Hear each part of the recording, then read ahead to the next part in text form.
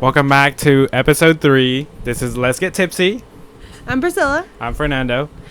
And this is a podcast where we just talk about different topics, have a couple of drinks, get tipsy because we can. Because we can. Because we can.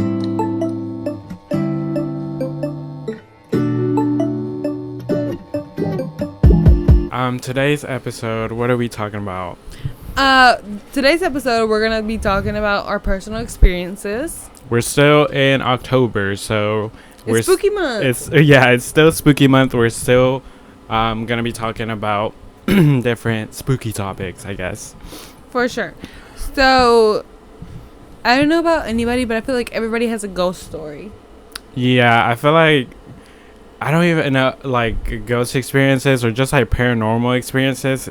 Yes. Yeah. I feel like everyone has something that they kind of saw, but they didn't quite see, and they kind of feel insane saying it out loud. So, I mean, if you have something like that, leave it in the comments, because we're talking about it. Yeah, let us know if you've had any, but today we're going to be talking about our experiences, a little bit of what we've experienced. So Priscilla's got to go first today.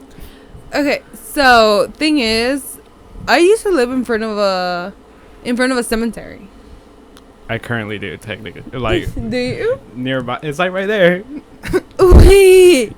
I drive here every week and I have never seen it. What? The one in the middle, like by Bojangles, is like right there. Oh, I used to live right in front of it. Oh, right in front of it. Like right in front of it. Oh, okay. Well, I'm like a road down or so, but it's still pretty close. No, I remember like you walk down across the street and you're in the cemetery. Oh. Yeah. Okay. At least I have a road separating. Yeah. I remember living there, and I remember our landlord telling us, "Oh yeah, by the way, my other tenant died here, but it was from a heart attack. It was natural. Oh, okay. So it's fine." But he died in the house? In the house. Mm. And my parents were like, "Oh, okay, it's fine. Cheap rent, whatever." And I was kind of like, as a little 11-year-old, I was like, are we not concerned? Are we not concerned about a woman dying here? There's a reason why rent is so cheap. But okay, let's move on from that, I guess. And I go back, I touched on this on the previous episode where Hispanic parents, well, at least my Hispanic parents, kind of just let their kids be their own babysitters. Once you reach the cognitive age of a solid 11, they're like, oh, you can take care of yourself. So my parents were like, yeah, Priscilla, just come home from school and just don't open the door for anybody, just keep the door locked. Yep. And I always felt eerie. I was like, we're living in front of a cemetery? What? Oh. But yeah. I remember the first time they left me alone. Once my mom finally got a job, I was dropped off by the bus, and I remember the first day I walked into the house alone, it just felt creepy. And I remember just trying to go to my room.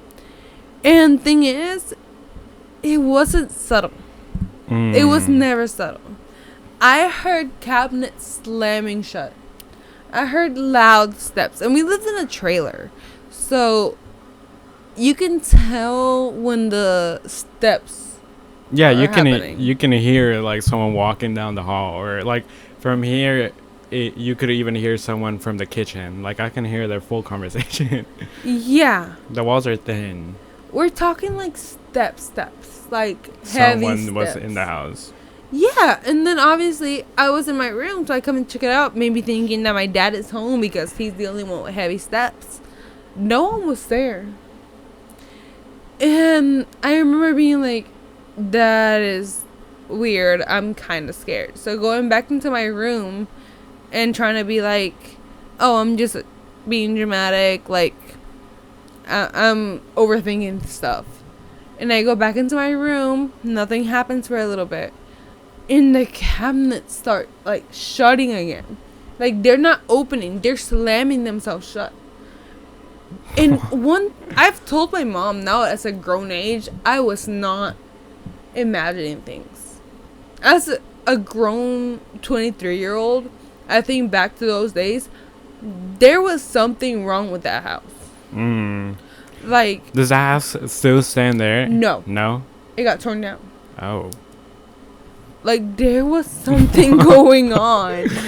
And I believe it from the bottom of my heart. I mean, someone died there. It's in front of a cemetery. Cemetery, yeah.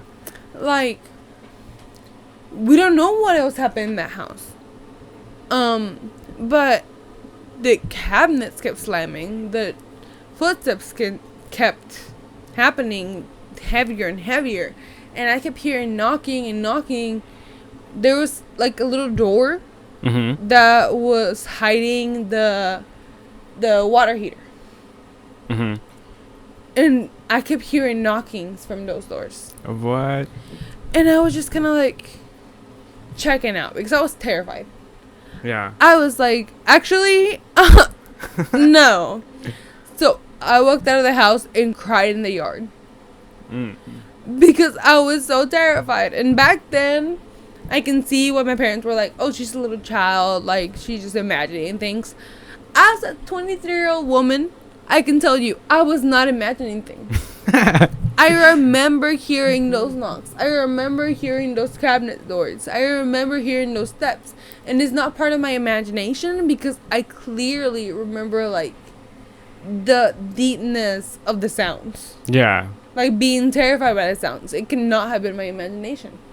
No, yeah, it's kind of like, I'll get into my story later, but it's the same thing. It's like when I heard something, it's like I can still remember it to this day, clear as day, how it sounded. Like, yeah, it's like, it's not like we're faking it. It's not like we were little and like, oh, we heard like something in the living room or heard something, you know, like genuinely, like it was something off. Obviously, it's up to debate if you want to believe us or not. We're just telling our stories. Yeah. Now, if you're a believer or not, then that's something different. But yeah, but we are genuinely speaking from the bottom of our hearts. This is just our experiences. We've told each other, and if you don't want to believe us, that's okay. If you see us as entertainment, that's fine too. We're just saying what we saw. Yeah. So yeah, I came out into the yard and started crying. Cut to 5 hours later, my parents come home. And they're like, what are you doing? And I was like, I heard something. And they were like, no, you didn't. There was no one in the house. And I was like, no, I heard something. And my parents were like, shut up. Because, like, my parents were kind of, like... Non-believers? Non-believers. Heavily non-believers. And they were like, no, you're fine, Priscilla. Like, just, what? And I was like, I'm not going back in there. And my dad was like, you're going back in there. And I just had to suck it up and go back in there. But because they found me in the yard just for 5 hours, I told them I stood out there crying for 5 hours. They got me a babysitter at a whole age of 11. But cut to me being 13. They were like, okay, you're ready to stay home alone again. Okay. And I remember being like the first day, once again, knocking, slamming, footsteps, and So backtrack a little bit. When you had a babysitter, did you hear any of it? Oh no, I was staying in someone else's house. Oh, okay. It was never when there was anybody else in the house. Oh, just when you were by yourself. Okay, And so we're gonna get to that a little bit. 13 comes back around and They tell me that I can stay in the house again you're staying home alone again and you're hearing everything again. for the first day. And the thing is, whenever I spend the nights there with my parents, I wouldn't hear anything. That's so odd. It was just when I was alone. Yeah. And I swear I'm not schizophrenic. I haven't heard it since I left the house. But I remember being in there when I was 13 for the first night and hearing all those knocks, hearing all the cabinets shut and all the heavy footsteps. Same ordeal when I was 11. But this time, I was like, if I tell them again, I'm going to sound crazy. Like, last time, they just dismissed me and put me with a babysitter. Yeah. So I was like, I'm just going to suck it up and try to ignore it. Because I'd be damned if I go and explore. I'm not exploring anything. Yeah. I'm going into my room and locking myself in there. So I immediately went into my room, and it just kept happening louder and louder. It got to the point where I heard some knocks in my door. And I remember being so terrified and exhausted and anxious that I just kind of like stood against the door. And it might be in my head, but I remember telling whatever was out there, you can be here, that's fine. I will not say anything. You can do your thing. I will ignore you. Just do not like harm me. Might have harmed my parents. Forgot that part when I was 13. But I remember saying, please don't harm me. I will not say anything. You do you. I'll leave you alone. Okay. And I remember the whole ordeal being a lot calmer after. Yes, I would hear some knocking. Yes, I would hear some footsteps. But there'd be far in between. They wouldn't be all in one day, like as aggressive as they used to be. Oh, so it hurt you. Whatever it was, it listened to me. Yeah. So that's what made me more of a solid believer. Yeah, it's kind of like... Now, I think we're going to get more into it the next episode of, like, legends and, like, the historic... Actually, what would you call it? The... True... like not true, like documented cases,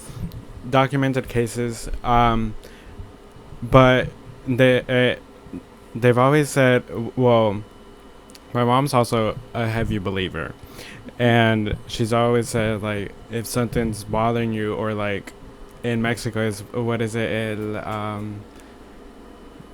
there was los duendes. Oh, I also believe in the duendes. The duendes translates to the gnomes. It sounds dumb, but hear us out. Yeah, so whenever we would experience anything like that, it was like, or if you couldn't find something and you knew exactly where you left it, you would like yell out like what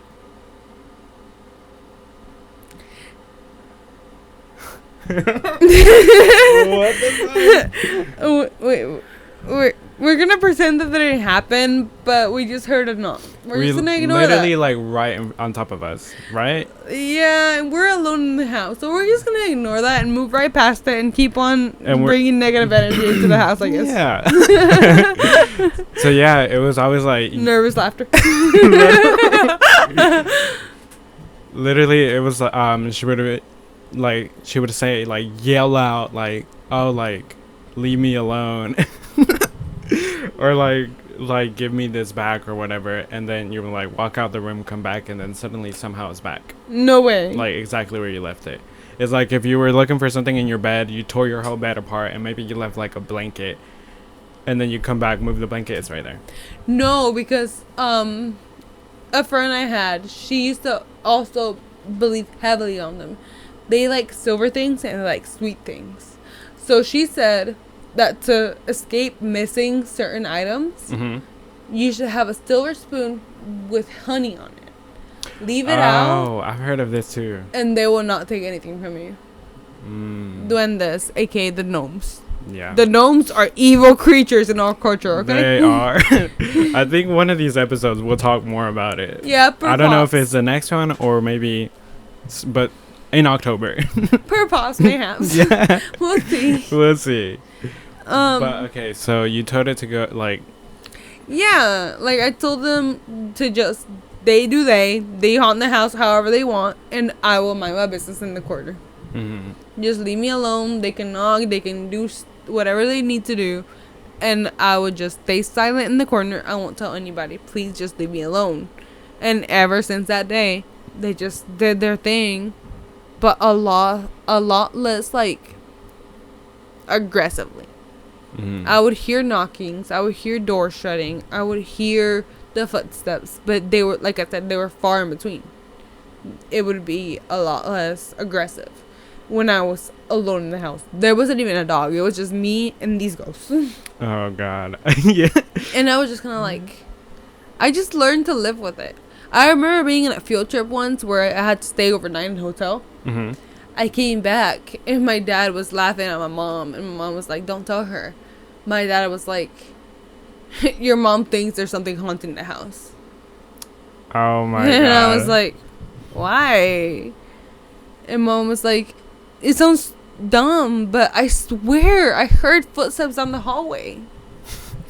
And this is after you've been telling them this? No, I never told them. I made a deal with those ghosts. I never told any. I didn't tell my parents. No, but this is still the same house. Like this same house, just like a year or two ahead. I didn't tell them anything. After they didn't believe me the first time, I just gave up on them. Yeah. I just kept it to myself. And so them saying that, I was like, oh. Darn. I literally, my response to my parents was, dang, that's crazy. And my dad was like, yeah, your mom is insane. So that more led me to not tell them anything about it. Now, like I said, as a 23-year-old, I've told my mom, and I told her I genuinely believe that house was haunted, and my mom agreed with me. No, yeah. But back then, I was a little kid. They would never believe me. You know? Right. As much as I tried, they just thought I was dumb. I was just imagining things. Yeah. So cut to maybe like when I was 13.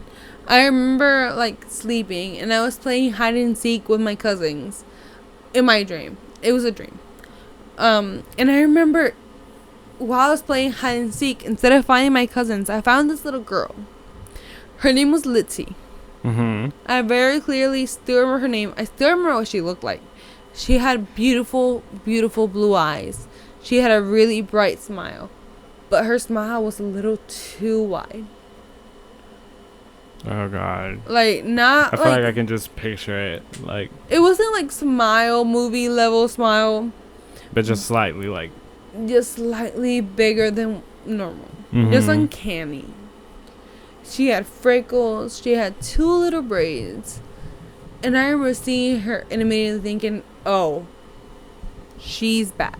She's bad. Like, she's gonna kill me if I show her that I am actually fearful of her. So I remember going up to her and being like, I love your dress. And she's like, thank you, I got it for me. It was a white polka dotted dress. It had blue dots. And I was like, oh, you have such a pretty smile. And she was like, thank you. And I'm like, yeah, you're so pretty. And then she looks to me and she goes, you're scared of me, aren't you? And I was like, what? No, I'm not scared of you. You're like super cute. And she was like, if you're scared of me, I'll kill you. And I was like, no, you're so pretty. And then I found my cousins. Is this at the same house? Yeah, and this is a dream. Oh, okay. This is a dream. I'm not. But it took place at your house. Yes. Okay. My dream was my house with that girl. And it was with my cousins, and I was like, okay, I guess. And then the next day, my cousins came over just because we used to always hang out together.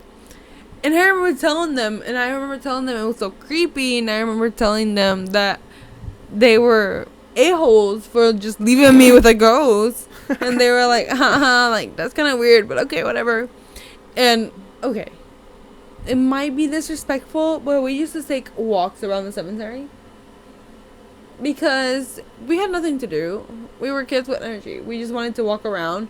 We weren't really mindful about a cemetery. We were just talking about our regular lives. So we were just walking around. So I remember walking with them and just minding our business. We were chilling. We were just like talking about school. We were 13. Just like I said, minding our business. And I remember my cousin glanced at something. And me and my older cousin kept on walking, and the younger one called us back, and he said, Priscilla. And I was like, what's up? He's like, well, what's the name of that girl in your dream? And I said, oh, Litzy. And he was like, come look at this. And both me and my older cousin walked back. There was a gravestone with a girl called Tipsy that looked exactly the same as the girl I saw in my dreams. Oh my god. She was 11, like the girl in my dreams. She looked exactly the same. I remember just feeling my heart drop. I felt cold. And I was like, I was a child, so I was like, So we ran. We ran back to the house that had Litzy in it, but whatever. Litzy was already there. But we ran back in terror. And obviously we couldn't tell our parents because they think that we're just kids. We're crazy. Yeah. Like I said, now that I told my mom, she's like, there is no way. And I was like, if you would have listened to me, maybe. From the beginning, you've been trying to tell her this. But I was like, you thought I was crazy, but whatever. So that was an instance. And then I feel like ever since there's been something following me. Maybe I am mistaken. Maybe I'm just thinking too much. But I've gone to psychics just because I believe in that kind of stuff. If you don't, that's okay. But that's just what I believe in. Mm-hmm. And I've gotten told multiple times that there's something following me. Up until now? Yeah. Oh. Like the most recent one was like a month ago. Oh, really? Yeah. Ooh. Not to bring anything into your house, but no, I'm not inviting anything in here, but whatever. But we moved, and then I remember I went to Texas for a while, and my friend babysat my cat. And she kept on texting me being like, your house is kind of weird. And I was like, you've been there plenty of times. What's wrong with you? And she was like, I just get a really weird vibe here. And I was like, well, can you still take care of my cat? And she was like, yeah, I'm just letting you know that the vibes are off. And I was like, okay. At your new house? Like where you had moved? Oh, okay. I don't think you ever saw it. And then I came back from Texas. I was in Texas, by the way. And I remember the first night, I had sleep paralysis for the first time in my life. Mm. I looked into the door. Like, my bed, like, I don't know how to shape it, but my door was there, and my bed, if you immediately looked into the left coming in, that was my bed. Okay. Like, it was facing the wall. But the bed frame was on the door right on the left to the door. Oh, okay. Mm-hmm. So I remember getting sleep paralysis for the first time. And I looked in, like, I just opened my eyes. And for some reason I couldn't move. And I was like, okay, weird. But I remember glancing at the door. And just having it slightly cracked open. And I couldn't shake the feeling off that something was there. Mm-hmm. Something was there, and it was watching me, but I couldn't move, and it was just kind of eerie, but there was nothing I could do about it. Yeah. And then I was trying to move, and I think that's what freaked me out the most, the fact that I couldn't move. So, yeah, I just kind of slept through that. I finally fell asleep like an hour later, and I was just like, okay, that was strange.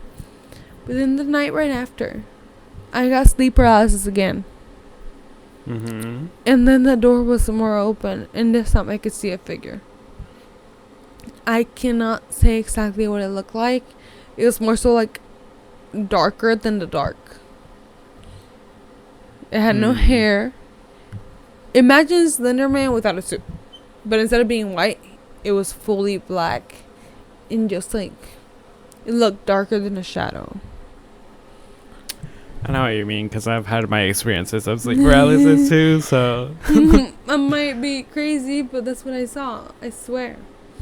And it's insane because of how realistic it felt. Because if I was dreaming, then darn, my brain has good dreaming abilities. But something in me, I just saw something watching me. And I remember seeing its eyes. And although the figure was darker already, the eyes were darker. I don't know how to explain it, but he was just watching me. Now I could see it. It was halfway, his body was halfway in my room. It was lanky. Didn't really see its hands. Just saw him. And I remember thinking, oh, he's scary. Oh, he's terrifying. I want to like move. I want to wake up. But I couldn't. I was just watching it and it was watching me. And I just kept trying to move. And trying to like say something. Trying to scream. That's the thing that haunts me the most. Trying to scream. And my screams being just my caught in my throat. Yeah. Yeah. That's the thing that still haunts me to this day. Like, I could not scream. Like, I kept trying to move. I could not move. It was terrifying. And so the day after, I woke up like I was fine. I was like, okay, weird dream, I guess, again. But the day after, I started getting scared to go to sleep. Yeah, I mean, if it happens 2 days in a row. I didn't want to sleep anymore. I was like, what if it happens again? And then if he's getting like closer and closer. Yes, because the third day, he was in my room. He was in the corner of my bed. Oh my god. And I was so scared. I remember trying to scream and move and do something, and he was just watching me, and I was just watching it, and I couldn't do anything. And I remember, like, when I fell asleep that third night, I was like trying to face the wall so I wouldn't see him or whatever, but I couldn't. I ended up falling asleep, like, my back on the bed, chest up, like, I was just sitting there watching it, and it was watching me, and I was just so scared. But I was just like screaming for dear life, but nothing happened. And then when I woke up again, I had terrible insomnia. Oh, at that point. I was just not wanting to sleep. I wanted to do anything but sleep because I was so terrified. To see that again, yeah. Yeah, so that fourth night, I ended up calling Mike. I called Mike. Mike is my boyfriend. I ended up calling him. And I was like, stay on the phone with me. If I move, if you hear a shift, if you hear anything coming from my line, hang up and call again so I can wake up. If I'm having nightmares, call me so I can wake up. Like, I told him about this, and I told him it was the worst time of my life. Like, I needed something to, like, shake me awake or something. Yeah. And I remember the fourth night, he was like next to my bed. Oh god. And I remember hearing Mike snoring on the phone.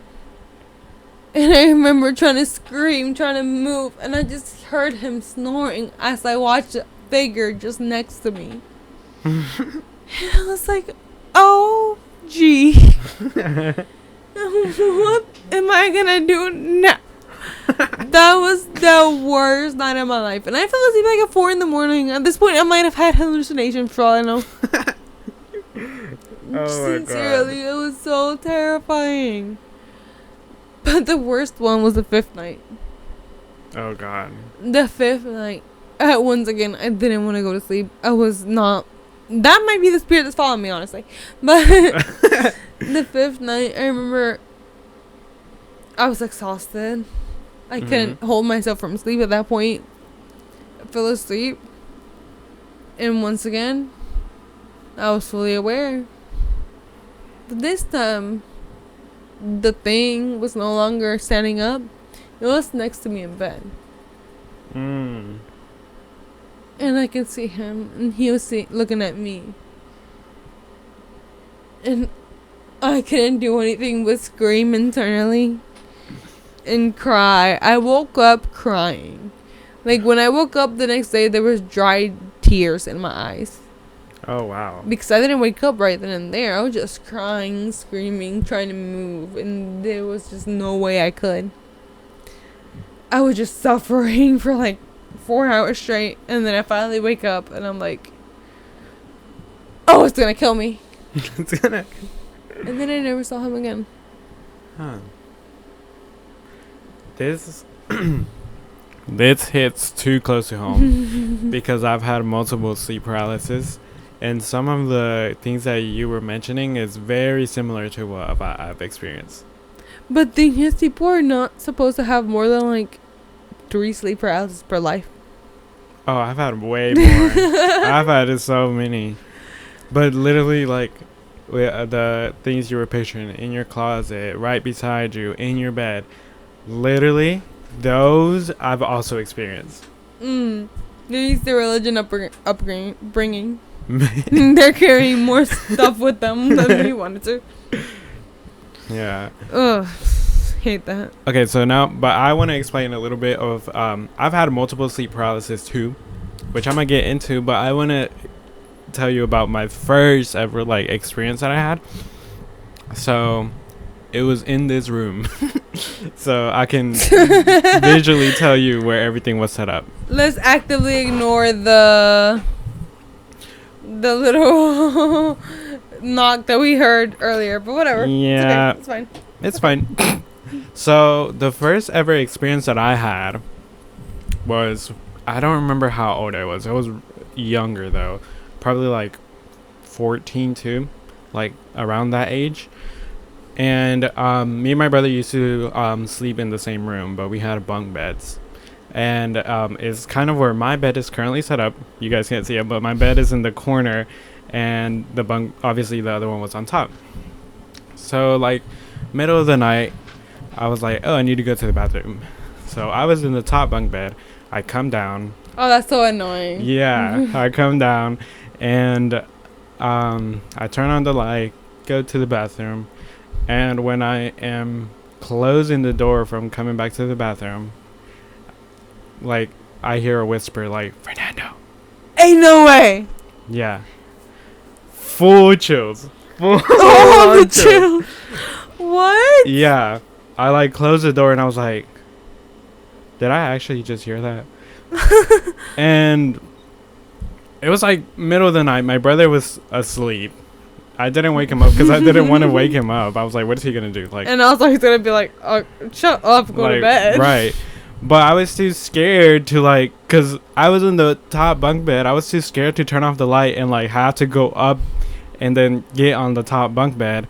So I, like, laid on the, because the bottom bunk bed was, like, bigger. So I, like, laid there for a minute. I was like, I'm not going to go to sleep right away. And then eventually when I was like, okay, I'm going to go to sleep, I cut off the light, went to bed. But during this time, it was also, because I grew up very Catholic. This is the time where I was, like, I think just about to get, like, baptized. And according to, like, the people that were teaching us there, it's very known that something happens, like, because it was like, like, the next day, like, that's when I was officially gonna get, like, baptized. So it was like that night of, and they're like, yeah, it's known that, like, something's gonna try to scare you away or whatever. What? Wait, what?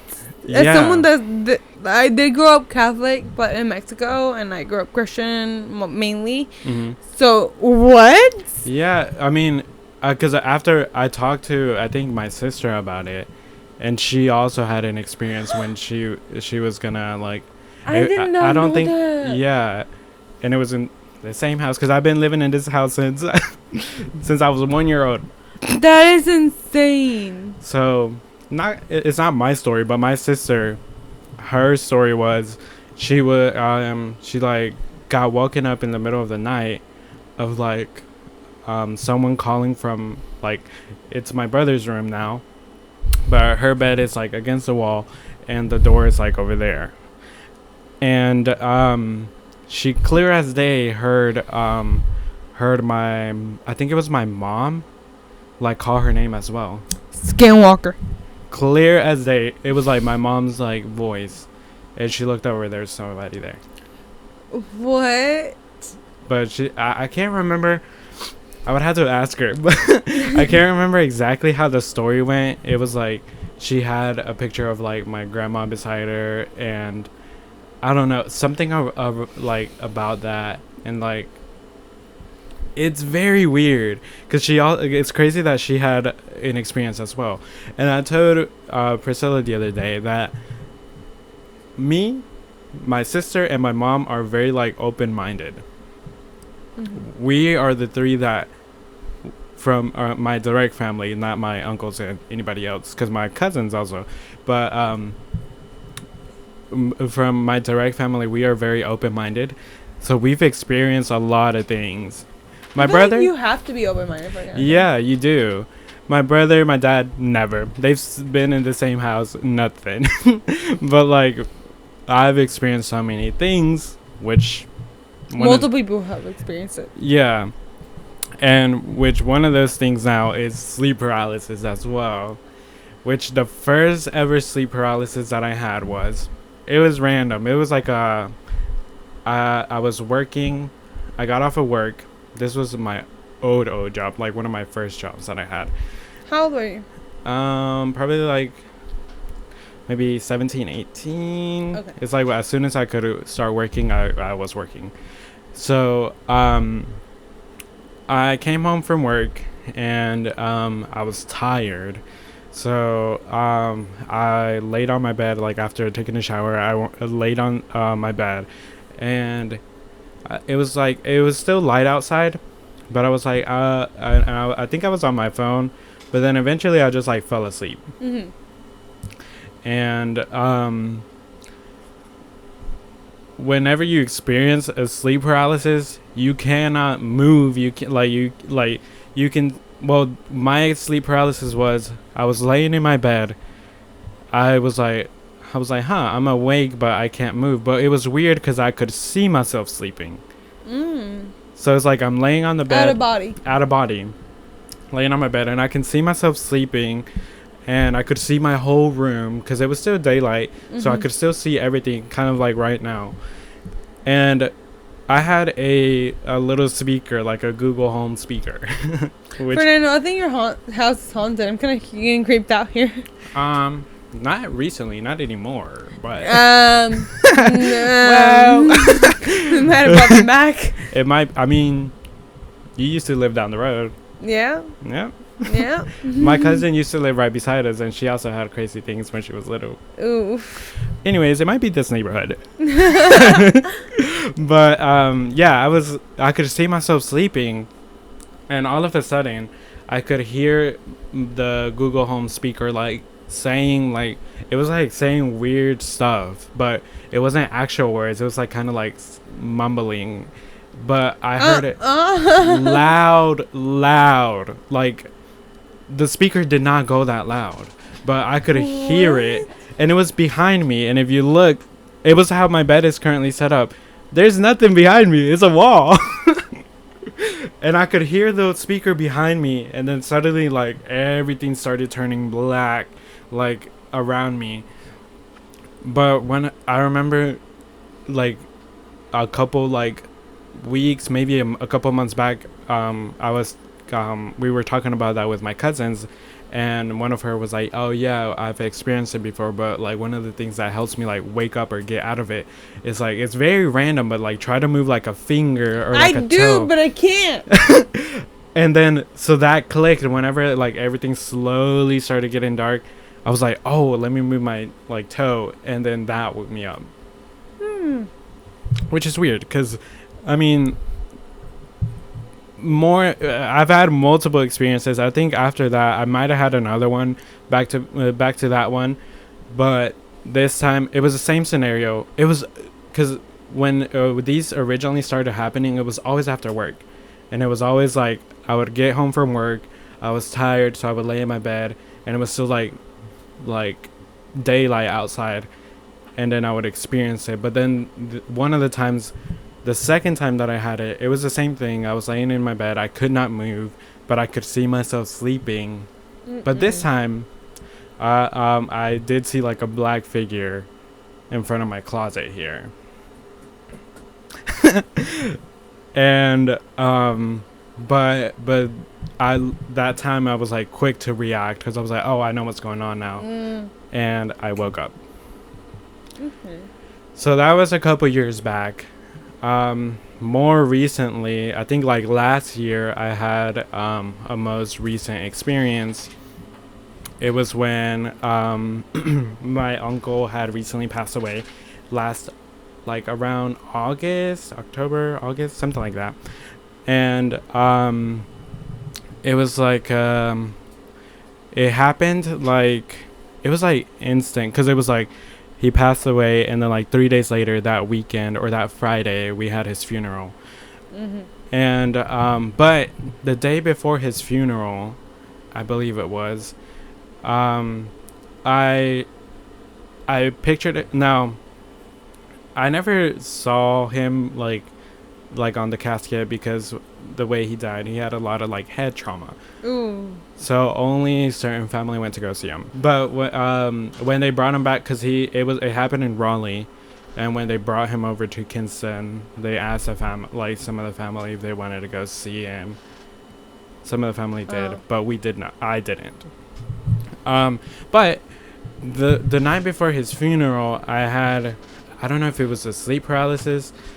I can't remember exactly how the scenario was, but it was a very weird dream. It was like we were all gathered at my aunt's house, but it's not her new house, it's her old house.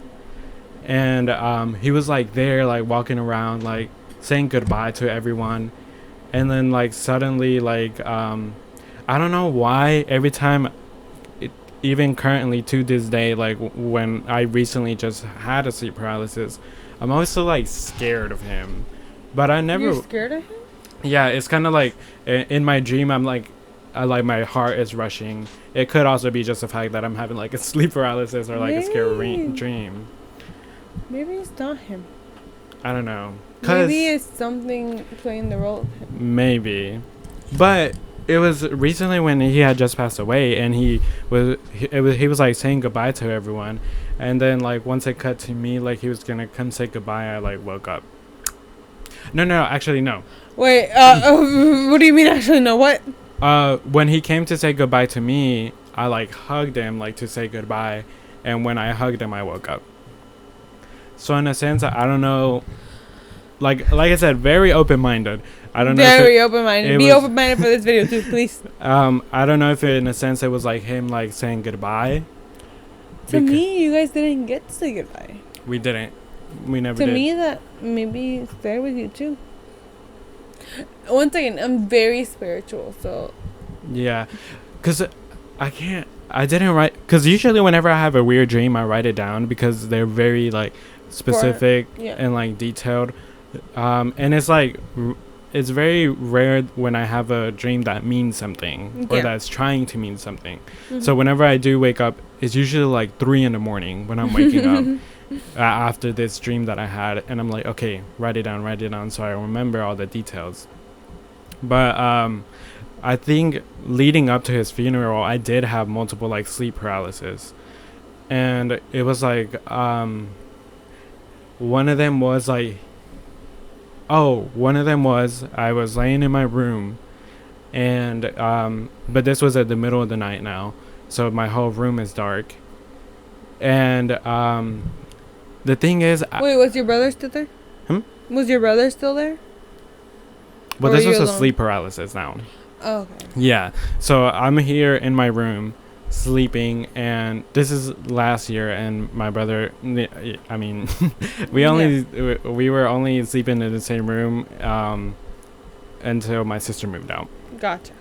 So when when I was having that sleep paralysis, I could feel myself not being able to move, but this time I was in body experience, and I wouldn't open my eyes, but I know I couldn't move. But yeah, I could still like picture my whole room, and it was dark. But once again, that black figure was here. But this time, it felt the presence of my uncle. It felt like I didn't open my eyes, so I didn't look at it, but I could feel that it was him. And then leading up to his funeral, it was like day after day, it was like the same thing. It was like a weird dream, sleep paralysis, and it was the same thing. So I don't know if it was actually something or like something imitating him. cut to this year, literally like in like October, August of this year, like literally a couple months ago. Well, last month. It's his 1 year anniversary, but I didn't know this because I didn't write the date down, and I didn't really like keep in mind like when it happened. And a week before his actual like passing, the funeral, I had a sleep paralysis, and it was like if something was in my room again. The same is always in this closet, so I don't know. Maybe maybe we should get rid of the closet. Maybe we should get rid of the closet. I don't know. But maybe. It was the same thing. Then the second night that I had it, I wasn't laying on my side this time, and it's exactly how my room is set up now. I was laying on my side, and I was facing the door. Same thing happened where I could feel his presence there. Mind you, I never saw him with like the trauma that happened to his head, but this time I'm like sleep paralysis. I know I can't move, so I actually have my eyes closed, and I was like, I'm not gonna open my eyes because I know that's him right now, and with the head trauma, but I never saw him. That's terrifying, Fernando. It gets worse because then, in my sleep paralysis, I have a desk setup. I didn't have this desk setup here, so then when I decided not to open my eyes, clear as day, I feel a little figure. Like, I say little because if it was a bigger person, you could tell when like someone is standing on the bed. It was like a little figure. I didn't look at it, but I'm guessing. It like hopped. It like hopped on my bed. My bed is not jumpy at all. Oh my like God. If you like try to jump on it, you can't really like jump on it. And he has no pets in here, by the way. No pets. No pets. I felt something jumping. I'm sleeping on the right side of my bed. I felt something jumping beside me, and then comes and snuggles like right beside me. Absolutely not. Like I could feel them like right beside me. And then I don't know. From there, I just like I don't know how I managed to wake up, but I woke up. I'd be out. But the same thing, whenever I wake up from a sleep paralysis, I kind of like stay there with my eyes closed for a second. I'm like, I'm not gonna look. And then when the vibes feel like good, I finally open my eyes or turn the lights on, or like I'm like I'm like eyes closed. Where's my phone at? So I'm like, I know where the flashlight button is at. I'm just click it because I need some like. But yeah, that was like a month or two ago. That was a duende. Maybe. I don't know. Because I've had sleep paralysis where it happens and I'm like, I fought one of the sleep paralysis. What? I fought one of the sleep paralysis one time. Because like, it was like, I was laying on my bed and I could feel myself like falling off the bed. Because you know when you have those experiences when you like wake up and you're like, oh, I'm falling off the bed. Yeah. I was like starting to get dragged like off the bed. But I'm like, oh, I know what's going on. Like, somehow it instantly clicked that it was a sleep paralysis, and I like, started hitting it. And then I woke up. You started beefing with the spirit? Yeah, I'm like, I know what's going on here. You're not going to bother me now. Oh, my gosh. But, yeah, that was the most recent one. I didn't even know that. This is my first time hearing this. What? Yeah, it was literally, like, my current room setup. It was literally, like, a month or two ago. That's not good. It's not. That is not good. But I haven't had anything this month. Well, one of the things I forgot to mention, the same week, like 2 months ago, when I was experiencing all of this, it was like 7 in the morning or like 6 in the morning, and I heard everyone going to work because I'm the last one to leave the house. I heard everyone going to work, and then I think the last person I heard was my brother, because I heard him like close his door and then walk out the house, and then I heard his car drive away. Mm-hmm. Mind you, this is still like around when my uncle had passed away. Mm-hmm. This was actually the day before. The day before he passed away? The day before his anniversary of when he originally passed away. Okay. So So this recent. yeah, so this was like a month or two ago. So I heard everyone leave the house, and then I don't know if I randomly like fell back asleep, kind of, and I don't know if it was a sleep like paralysis, but like this time it was like it was just like a dream, kind of, or if I was actually awake. Like I don't know if I was imagining stuff, but it was. We have our regular door, and then we have I think it's called the storm door, the other secondary door that's there. Damn. And I don't know what it's called. I think that's what it's called. I just call it the back door. That secondary door, whenever you open it, it squeaks a lot. It doesn't close properly. Usually my dog gets in between. No. And he would just like lay in between both of the doors. I don't know exactly why. Fernando, bring him in. But he would lay there. But it's very specific because I was like, that day, so once everyone left, I heard the door squeak. I was like, oh, it's just Maxie like in between the doors. But then I didn't hear it anymore, and then I don't remember. See, this is where I'm like, I don't know if I'm imagining stuff. I don't know if I heard like footsteps like going towards my brother's room. Opened the room and then like closed the door. I was like, I guess my brother came back from work. He must have forgot something, because it was still before I went to work. So and then I usually wake up at 8 a.m. so this was like 6 a.m. and I was like, I guess he came back from work. We're going to a mental hospital a little bit. We're gonna head out after this episode. We're gonna check ourselves in. Yeah. Sorry, guys. So then I was like, odd. And then I wake up. I get up. Because I don't know if I was like actually still awake, or like I was sleep paralysis dreaming this. So then I get up and go and check, like look out the window to see if my brother's car is there. Not there. So I was like, and my uncle stayed with us for a little while. Me and my brother shared this room where I'm at right now. My uncle used to sleep in my brother's current room, which is the door that I heard open. No And my brother's door is like, you kind of like had to like slant it a little bit so it can close. So I heard that. And mind you, this is the day before his 1 year anniversary of my uncle passing away. Oh no! Check out. So I was like, that's very weird. But I didn't, like I told you, I didn't remember that his anniversary, like his 1 year anniversary, was coming up. I did tell you a turn of events today, right? Of today? Yeah. What turn of it? Today, yesterday actually. Well, my cat died in the morning, obviously. Oh yeah. Then I was wearing a Let Summon Demon shirt, right? Mm-hmm. Then I got a 666 on a counter. What? I got an energy drink, I got some snacks, and the total was 666. That was a little odd, but whatever.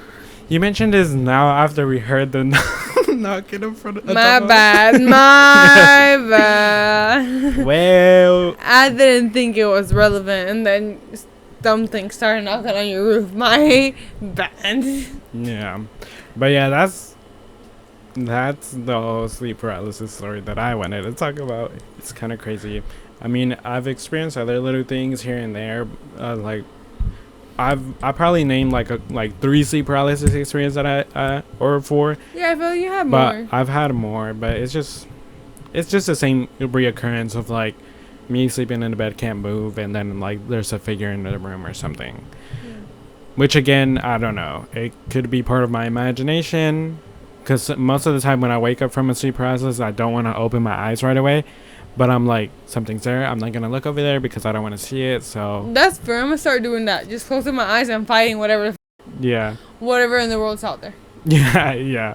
So yeah, that's why as like when I wake up, I'm like, nope, not gonna look, and then when Start beefing with the ghost. like I told you, yeah, start fighting the ghost. Like I told you, or I'll look for my phone, like searching my bed with my eyes closed, like, okay, light. See, but the thing is, have you ever tried to hang out with, like, not try to hang out, have you ever tried to, like, make contact with other spirits? I never have. I haven't, because the same reason. I'm like, I don't want anything to attach itself. I already experienced stuff alone without contacting people. So, I don't. Yeah, so I did. And it might be attached to me. According to a psychic, once again, I'm not trying to take away from any actual psychics, like any real ones. Like, I respect your work. I'm very spiritual. However, this psychic told me that I had 3 spirits attached to me. I'm not sure if that's for real. I'm just going with the vibes. You're just like, okay. But I mean, with what you've experienced, do you think something to this day is still following you? I mean, it felt odd when she was like, "Did one of your parents just die?"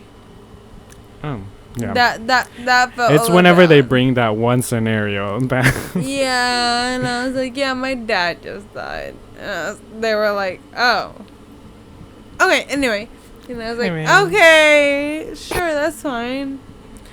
But thing is, I'm very respectful towards like spiritualism. Because like, okay, the way I see religion is that, once again, might be an idiot. Do not listen to me. Like, that is just my opinion, and I don't mean to like degrade anyone's opinion. Obviously, I am just speaking on my behalf. But I feel like a religion should not be based on what you were brought up on. Right. If that makes sense. That makes sense. Like, if someone was born in India and gets told that Catholicism is gonna lead you to hell, then that's them. If Catholicism is their upbringing and then they say that Hinduism is gonna lead to hell, once again, that's kind of odd. I just feel like you shouldn't be basing your religion based on what you're told. Right. But that is just my personal perspective. If whatever you choose to do, that's you. But just based on what I believe in, I feel like everyone should make their own choices. And as someone that is unsure, I'm very agnostic. I hope to find a belief one day, but if not, I'm just gonna stay just kind of chilling in the background, seeing what's going on. But that's what leads me into the fact that I have played the Ouija board. Okay. I have messed around with certain things, obviously very respectfully, because I feel like the Ouija board gives a lot of like bad rep. Bad connotation, yeah. Yeah, because a lot of people see it as just a very evil, demonic thing. And it can be, but it's your intentions that really go towards it. Yeah. I've never played it, but I know, like, kind of like the aspect of it, or like how you're supposed to go about it. See, thing is, we always went very respectfully. Very, like, we've always said a mantra. We've always closed out the session properly. I feel like the ones that do get a bad connotation are the ones that are using it with the worst intentions. Right, yeah. Because me and my friends have just played it with the best of intentions, with the clearest of minds. Once again, if you don't have a clear mind, if you're struggling through something mentally, it might affect something in a bad way. I'm not recommending anyone to play it because I know what bad connotation it gets, and I know it can get bad. I'm not recommending that. I'm just saying that I have played it, and it has gone successfully. Like, we've played in, like, I was not the best teenager. But we have played in, like, burnt down churches. We have played in actual churches. What was your first experience? My first experience. Like, what's the first time that you ever played? How'd it go? I remember we went to an abandoned park. Mhm. Always, we didn't want to play in our houses because we didn't want to bring any bad juju Makes sense. to Yeah. our area. Yeah. I ended up playing in my house, but in the beginning, we just played in an abandoned park.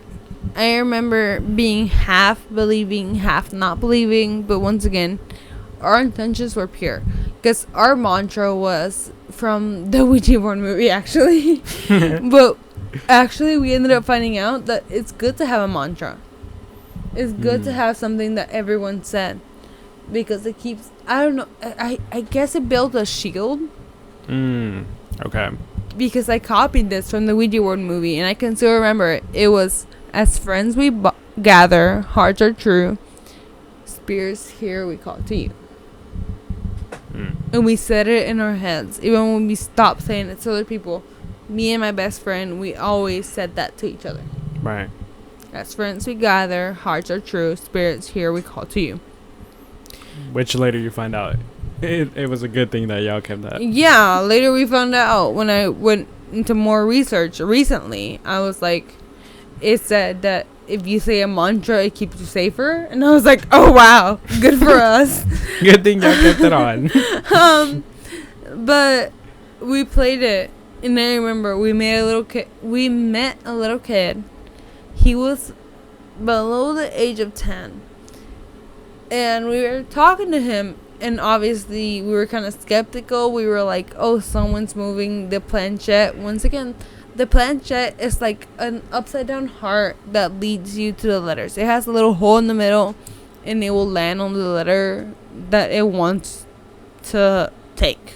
So if it says hello, the little like glass is gonna land on the H, then it's gonna land on the E, then it's gonna land on the L, and then it's gonna land on the O. Right. That's what the planchette does.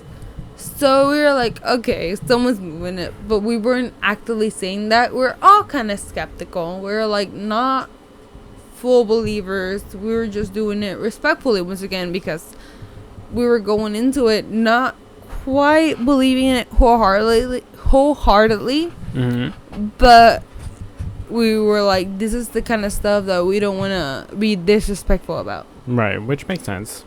So as we were playing it, we were asking questions, and he was like, oh, he's a boy. He died in the 80s, 90s. And then the thing that fully convinced all of us, we asked him, how did you die? And none of us were expecting, like, it is so a mundane death. What was it? He said car. Oh. So when he did the thing that he went to CAR, all of us were like, oh. None of us were expecting that.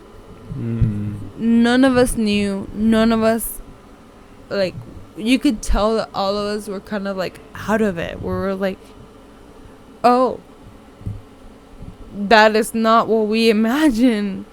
That's what kind of solidified it a little bit for me and my best friend. We kind of have, I wouldn't say messed around. We have played the Ouija board. We have experienced a couple of things. But we didn't expect that. That was like too real. That was too real. We were like, oh, we're sorry. So cutscene to us playing in an abandoned church, because like we didn't want to bring whatever it came to our home, because it is a bad thing to play the Ouija board in your home because you don't want to invite any unwanted spirits. That makes sense, because then they will terrorize you every day, like just in at case. your house. Just in case. Maybe, mayhaps, for pops. Yeah, obviously. But we never wanted to play at our house, but it's also random to play in a random field, because also what's gonna be there, you know? Yeah. So obviously, me and my smart friend, we both went to an abandoned, burnt down church. Because Of we're course. so very smart. Right. That makes sense, yeah. Cut to us being ignorant. So we went there, and there was no floors. There were just wooding. And then we find a little Bible. The Bible was, I cannot remember the exact verse, but it was talking about demons. Oh. The page that it was open at. Mm-hmm. Because it was open. Okay. And so we obviously ignored that. And we Obviously. Like, it's just on the demons page, and you're like, oh, okay. We were not the brightest. We lit a candle when we started playing the Ouija board. Mm-hmm. It was me, my best friend, and another friend that you know, David. Mm-hmm. And we were like, okay, we got it though. It's fine. Everything is fine. We started playing it. And one of the things that you ask a Ouija board, as far as I believe, you ask, are you from the sun or from the moon? If they are from the sun, they are a kindred spirit. If they are from the moon, then end the session, say goodbye, respectfully, and get out of there. So I said, I was like, are you from the sun or from the moon? Immediately to the moon. And we were like, oh. Well, now it's making sense why the Bible was turned to that page. We asked why. Ignorant. No kids, Did obviously. not say goodbye, kept on. No, we were just like, why? And they said, get out. Okay, but me being curious, I would probably do the same thing. Be like, why That's the though? thing. I think my best friend, Elizabeth, she was like, no, I think we shouldn't do this anymore. But we should. And then I was like, but we should ask why though. Like, why do they want us here? Obviously, I'm getting possessed first. Anyway, so immediately when we asked why, whatever was speaking to us immediately said, get out. And we were like, okay, let's say goodbye. Let's wrap it up. So we say goodbye. And then we were like, let's take a photo shoot though. It's a burnt down church. After I told you to get out. It would be kind of cool if we took some pictures. Okay, but yeah. Yeah, it would be kind of cool. Don't agree with me if you're not gonna criticize me, man. Choose a side. So you know how I said the floor was not there? Yeah. They were just the like skeleton of the church, kind of in a way. Yeah, like the support beams that Yeah. go across. So I go in one of the support beams, and I make my friend take a picture of me. Mm-hmm. And I was obviously facing my back towards her. I was looking at the cross at the end of the church. Just had my hands out. And she says, Priscilla? And I go, immediately the tone that she told me Priscilla in, I was like, oh no. You already know something's coming out. Mm-hmm. And you're like, And she goes, Pri. And I go, don't tell me. Don't tell me. Immediately I start walking back. I was like, nope, don't tell me. And she was like, Priscilla. And I was like, nope, don't tell me until we're in the car, ready to go. Please, do not tell me anything. And she's like, okay. We run back to the car. Pick up the little candle, pick up our phones, drop the Bible. We run out of there. We get in the car, and I'm like, okay, what? And she's like, Pri, that picture I caught, there was a little white shadow next to you. Oh my god. And I go, what? And then she shows me. It was so creepy. I felt so weird that day. We were like, okay, let's leave. Yeah. And rationally, as any stupid teenagers would do, they go to the next church they can find. Oh my god. So we go to the next church. And I don't know if anybody has heard of it, but it's kind of like actually a famous church. It's Barnabas. St. Barnabas in Snow Hill. Oh, really? Yeah, it's known for being haunted. Oh. So obviously we were like, we should play the Ouija board. Oh, of course. Yeah, that makes sense. After what you just experienced, it makes sense to go there. We would die first in a haunted house. Thank you. So we show up, and we're like, we're not done with our little adrenaline kick. So we pull up to St. Barnabas before we knew the history, actually. Oh, okay. So you didn't know it was known for being haunted. No, we just went there because I was like, we were like, oh, it's not abandoned, it's an empty church that doesn't have any locks. Oh, okay. So we were like, yeah, let's go play the Ouija board in there. Sure. Like, that is so disrespectful. Do not do this. We were dumb teenagers, please. So we go in there and we start playing. Mm-hmm. It is me, my best friend, another friend, and me, my best friend Elizabeth, and another friend called David, and then another friend called Cody. She was keeping watch. So, Watch of what? Like if someone came up? Yeah. Oh, okay. If someone wanted to kick us out. Oh, okay. We explored all the rooms. We explored the basement. We explored the attic. Fun. Sure. Now as a 23-year-old, I would never. I would never. But as a little 18-year-old, I was like, I thought the world was mine. So we go to the rooms, and then we come back and sit right next to where the priest would sit. Okay. And we start playing. And obviously, after our experience of the same day, I'm like, are you from the sun or from the moon? Immediately, the moon. And we're like, oh, should we get out? And it starts racing. Get out. Get out. Get out. Oh my god. Get out. And we're like, okay, goodbye. Immediately drag the planchette to goodbye. We leave.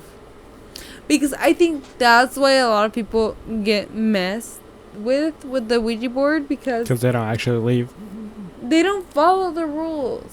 You should say goodbye. You should be respectful.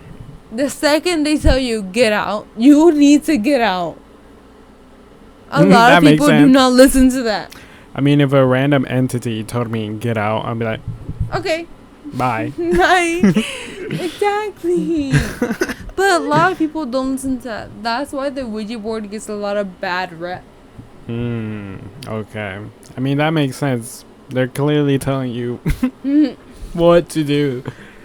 But ever since, I've been very spiritual. And if anybody doesn't know, a pendulum, I've had a pendulum for a while. A pendulum is a crystal hanging by a chain.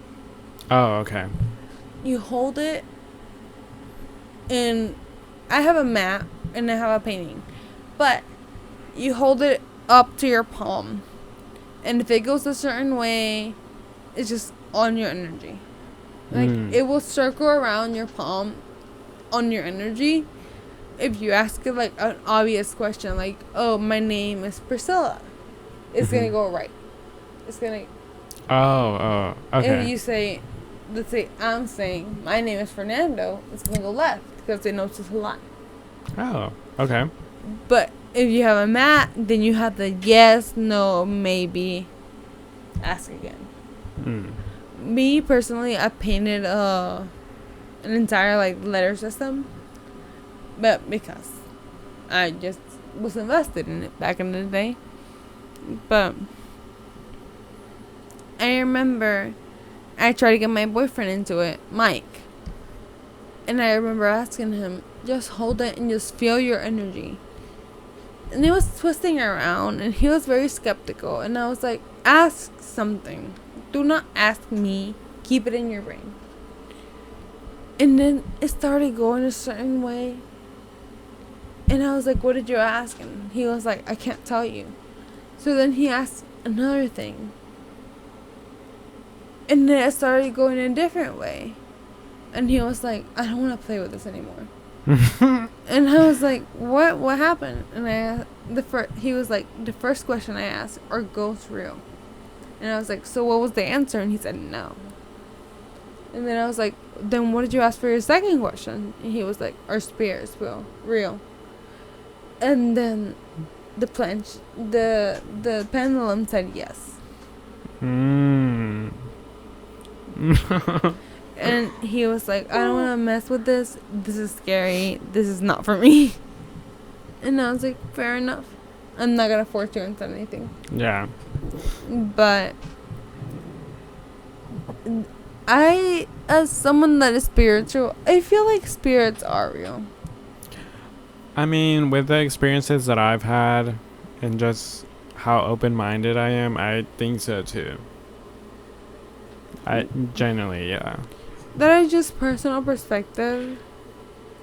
I'm like, there has to be something else out there. Like, there's no way. I mean, not only our experiences, but in general, there's multiple stories of different people. It's like, millions. well, how come everyone's having like these experiences? There's no way. I agree. I feel like there's something out there that we don't really know about. Yeah, I think so too. Like, I mean, there's no coincidence. Like, how come everyone is experiencing something? Yeah, there cannot be that many schizophrenics in the world. I'm just saying. But that was our personal experiences with the paranormal. If you believe them, that's just our experiences. If you don't, okay, that's fine. But we had fun yapping about them. Yes, we did. But that was the podcast you just watched. Keep on track. We're not done with our spooky month. We still have this is the second episode of October. So we still got a couple more weeks left. But yeah, I mean, this was a fun episode. Yeah, we talked about our experiences. Like we said, if you have any experiences yourself, comment down below. Love reading on that. That's so interesting. I know. So and if you want to follow us on our personal medias, mine is Fernando M643. Mine is Lovely Priscilla with 2 Y's on Lovely. And you can follow everything for our podcast at Let's Get Tipsy Podcast on YouTube, YouTube, TikTok, and what was that third one? Instagram. And you can follow us on Twitter at Let's Get Tipsy Pod, because Twitter doesn't allow that many characters on the username, but whatever. And then again, everything should still be linked somewhere or connected in one way, so you should be able to find them. If not, you can just look them up by the name. But yeah, we hope you enjoyed. We hope you enjoyed. We had really fun recording this episode, and yeah, we'll see you for the next one. Keep on track. We're going to talk about legends or stories. Horror stories, obviously. Yeah. For the next episode. Yeah. See ya. Bye. Bye.